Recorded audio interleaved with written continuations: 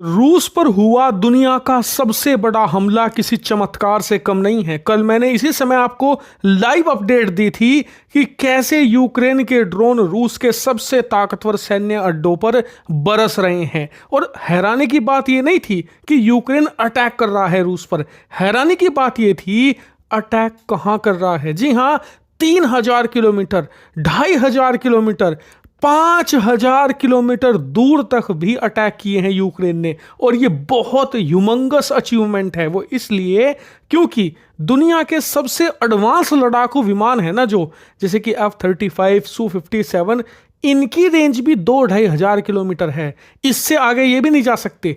और यूक्रेन ने रूस में 5000 किलोमीटर अंदर अटैक किया है। इसी को देखकर पूरी दुनिया माथा पकड़ रही थी कि ये ड्रोन कहां कैसे चले गए इतने अंदर, रूस रोक क्यों नहीं पाया, इनके एयर डिफेंस सिस्टम क्या कर रहे थे। लेकिन इस वीडियो में मैं आपको पूरी कहानी बताने वाला हूं। 1.5 साल पहले ये पूरा खेल शुरू हुआ था, कैसे 1.5 साल में प्लानिंग करी गई, कैसे सैटेलाइट इमेज मिली यहां पर यूक्रेन को, और कैसे इन्होंने ये हमला अंजाम दिया। यकीन मानिए, आप कहोगे कि मैं कोई फिल्म की कहानी सुना रहा हूं, लेकिन ये बिल्कुल सच्ची घटना है जो अब से 24 घंटे पहले घटित हुई है।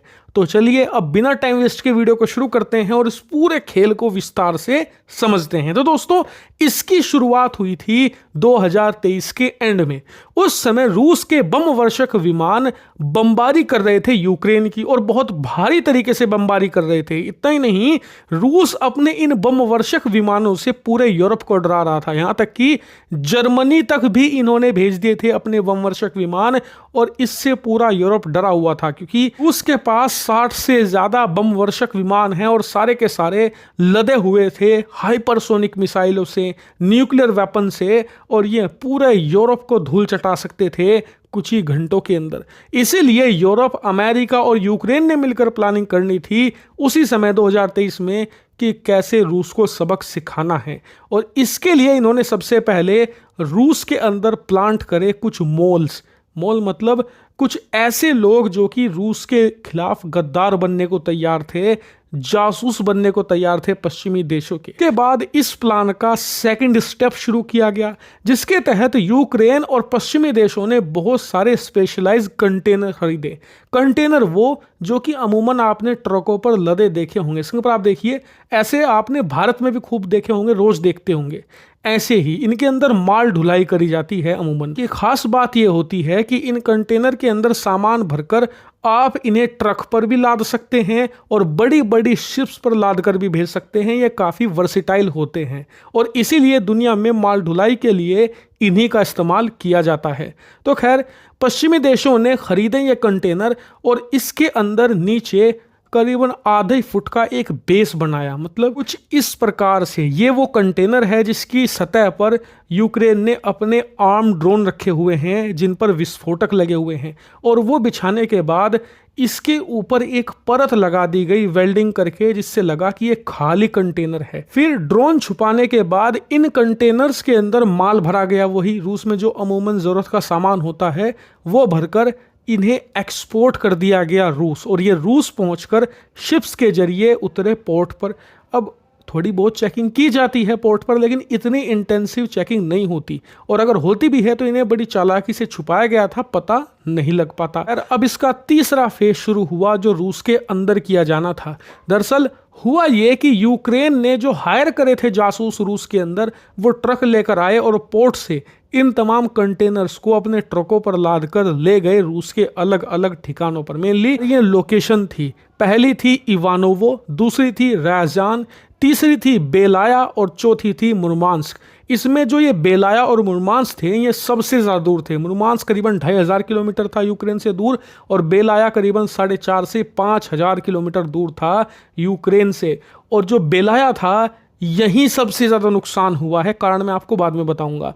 लेकिन यहाँ पर जो ये एयरबेस थे रूस के, जहाँ पर बम वर्षक विमान खड़े थे, सबसे ज्यादा इन 4 एयरबेस के करीब ले जाकर ये ट्रक पार्क कर दिए गए। बेलाया में अलग रणनीति अपनाई गई। आप स्क्रीन पर देखिए, ये काफी दूर पड़ता है यूक्रेन से, और इसके अलावा बेलाया में रूस ने अपने सबसे आधुनिक और सबसे ताकतवर बम वर्षक विमान तैनात कर रखे हैं। और रूस के अनुसार ये काफी सेफ लोकेशन है उसके लिए, क्योंकि आप देखिए पश्चिमी देश काफी दूर पड़ते हैं, अमेरिका काफी दूर पड़ता है, चीन भी काफी दूर पड़ेगा क्योंकि बीच में मंगोलिया पड़ जाता है। यानी कि उसके लिए ये सबसे सेफ लोकेशन थी।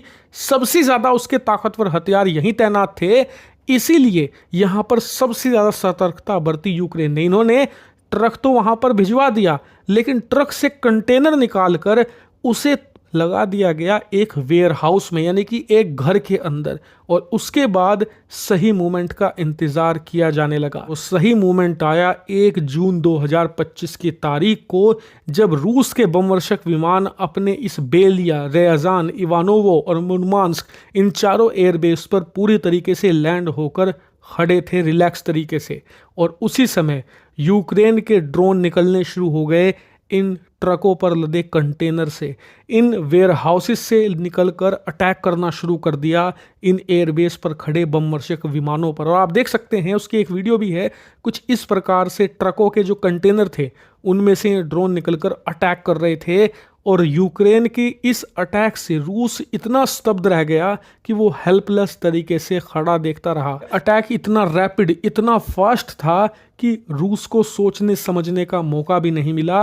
मात्र कुछ ही समय के अंदर यूक्रेन के इन ड्रोन्स ने बड़ी आसानी से रूसी सेना के अब करीबन 42 से 43 बम वर्षक विमान से तबाह करे, जैसे एक केक को एक लोहे के चाकू से काटा जाता है। बड़ी इजीली काटते चले गए, और इसीलिए ये रूस के इतिहास में उस पर हुआ अब तक का सबसे बड़ा हमला माना जा रहा है, क्योंकि इसमें रूस की आधी से ज्यादा जो बम वर्षक विमानों की फ्लीट थी वो मिट्टी में मिला दी गई है। यूक्रेन की तैयारी किस लेवल की थी, इससे आप अंदाजा लगाइए कि जो ड्रोन उड़ाने वाले इनके ड्रोन ऑपरेटर थे, जो कि हजारों किलोमीटर दूर यूक्रेन में बैठकर इन्हें उड़ा रहे थे, उन्होंने बड़ी प्रिसाइज तरीके से ऐसे नष्ट किया है एक एक बमवर्षक विमान को कि वो 100% तबाह हो चुका है। जी हाँ, कुछ भी रिकवर नहीं किया जा सकता, उसे दोबारा रिपेयर भी नहीं कर सकते। इससे आप अंदाजा लगा सकते हैं कि यूक्रेन की तैयारी लंबी जरूर थी, लेकिन पुख्ता और सटीक थी। रूस को हिलने तक का मौका नहीं दिया गया। वहीं इस अटैक की सबसे अजीब बात यह है कि यह हमला किया यूक्रेन ने जरूर है, और इसकी सफलता भी यूक्रेन को मिली है, लेकिन इस सफलता से जितना खुश यूक्रेन है, उससे 100 गुना खुश यूरोप के देश हैं। कई तो ये भी कह रहे हैं यूरोप के देश कि अब हम चैन की सांस सो पाएंगे कि रूस आए दिन अपने ये बमवर्षक विमान पश्चिमी देशों की तरफ भेज दिया करता था। कई बार तो ये पश्चिमी देशों की सीमाओं में घुस जाते थे। इससे पूरे यूरोप में डर फैल जाता था, क्योंकि ये बमवर्षक विमान उस समय न्यूक्लियर मिसाइलों से लैस होते थे। इसी वजह से इनके डिस्ट्रॉय होने से पश्चिमी देशों ने राहत की सांस जरूर ली है, लेकिन अभी राहत की सांस उन्हें नहीं लेनी चाहिए, क्योंकि रूस की तरफ से तगड़ा रिस्पॉन्स आएगा ही आएगा, और वो रिस्पॉन्स आज रात आना निश्चित माना जा रहा है। लेकिन जो भी होगा, हिंदी नॉलेज शो आपको सबसे पहले बताएगा, इसीलिए चैनल को सब्सक्राइब कर लें।